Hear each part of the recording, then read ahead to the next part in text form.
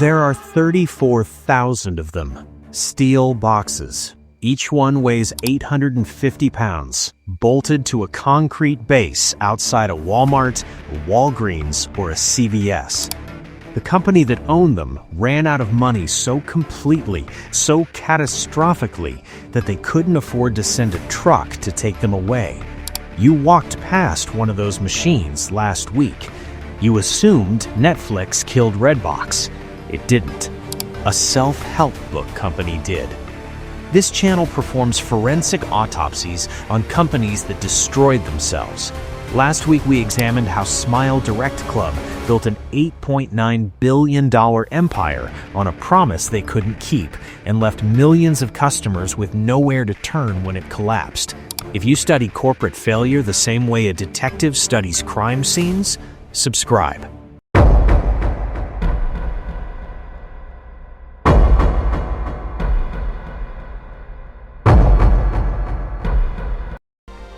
In 2013, Redbox was not struggling. Redbox was winning. 43,000 kiosks, $1.97 billion in annual revenue. 68% of Americans lived within a 5-minute drive of one of their machines. The model was almost absurd in its simplicity. No store, no staff, no lease, just a red steel box outside a McDonald's. By 2011, Redbox had hit 1 billion rentals. By 2013, they owned 50% of the entire US disc rental market. Then they started a slow bleed that lasted 9 years. But here is what nobody focuses on. Redbox was still generating $809 million in revenue in 2019. They were not dead. They were wounded. There is a difference, and that difference is what made them a target. The model was built on 3 dependencies. The studios supplied the discs. The retailers, Walmart, Walgreens, CVS, provided the floor space and electricity in exchange for commission payments. Redbox managed the logistics. Every link depended on cash flow. Stop paying the retailers, the locations go dark. Stop paying the studios, new releases stop arriving. The machine is simple. The machine only works if the money keeps moving. No owned real estate, no proprietary content, no subscription revenue. Every dollar Redbox earned required the full cooperation of 2 other parties. When that cooperation stopped, there was nothing underneath it. In August 2022, Chicken Soup for the Soul Entertainment acquired Redbox. Read that sentence again. The company behind the self-help book franchise paid $50 million in stock and assumed $325 million in existing debt to purchase a wounded disc rental network. The plan was a vertically integrated media empire: streaming, physical, production, distribution. Here is the head fake. Streaming killed Redbox. That is the story every other channel tells. But inside the bankruptcy filings, the engineers who ran the kiosk network left behind something more specific.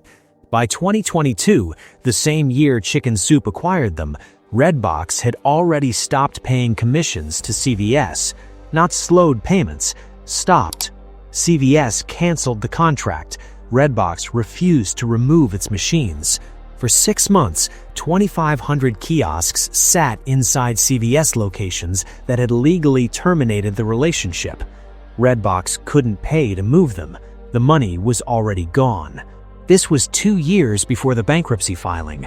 The collapse did not start in 2024. It started the day the acquisition closed. Remember what I told you at the start. You assumed Netflix killed Redbox.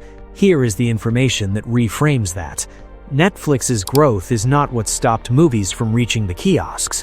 The Hollywood writers and actors strikes of 2023 did. For 6 months, the studios produced nothing. New theatrical releases, the titles that pull customers to a physical machine, dried up entirely. For a business model built on new content, this was not a setback. It was a death sentence on someone else's schedule. Rohana tried to bridge the gap. The company licensed $8 million in content. They negotiated a $175 million debt forbearance agreement. They missed the terms, requested extensions, missed those too. By May 2024, Chicken Soup stopped forwarding employee health insurance premiums to the insurer. The deductions were still coming out of paychecks. The money was not being sent. Workers found out their coverage was canceled when they showed up to the doctor. By June 14th, paychecks stopped entirely. 1,033 employees, no pay, no insurance, no warning. $3,520,000 in unpaid wages, $2,240,000 in unpaid health benefits, $594,204 in unpaid 401k contributions. On June 11, 2024, 18 days before filing for bankruptcy, Bill Rohana used his 79% voting control to fire the entire board of directors, every member, including his own wife, Amy Newmark, who had sat on the board since the company's founding. He was the only board member left. June 29, 2024, Chapter 11 bankruptcy, $970 million in total debt, $414 million in assets. July 10, 2024, Chapter 7, total liquidation, 1,033 employees terminated, no severance. 11 former employees filed suit describing the operation as a Ponzi scheme. The court-appointed trustee opened an investigation into whether funds designated for payroll were misappropriated.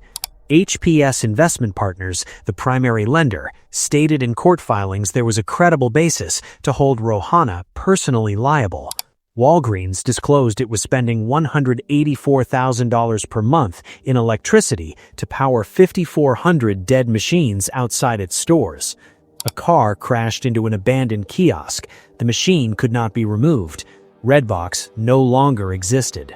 When Redbox shut down in October 2024, 34,000 kiosks were still standing, £850 each, $500 to remove each one. The math is $17 million just to clean up the mess. They didn't have it. Chicken Soup for the Soul Entertainment was not a media company that failed. It was a debt vehicle disguised as a media company. The acquisition was never about saving the kiosk business. It was about using a recognizable brand as collateral to justify borrowing. The studios didn't kill Redbox. Netflix didn't kill Redbox. The strikes didn't kill Redbox. Bill Rohana paid $50 million in stock and assumed $325 million in debt to acquire a business he couldn't pay to operate, then borrowed another $645 million, pretending otherwise. There are 34,000 steel monuments to that decision still being removed from American parking lots. You walked past one of them. You thought it was a technology story. It was an accounting story. It was always an accounting story. Next, we're performing the autopsy on a company that convinced millions of people they needed it, then vanished without paying a single refund. On your screen, right now.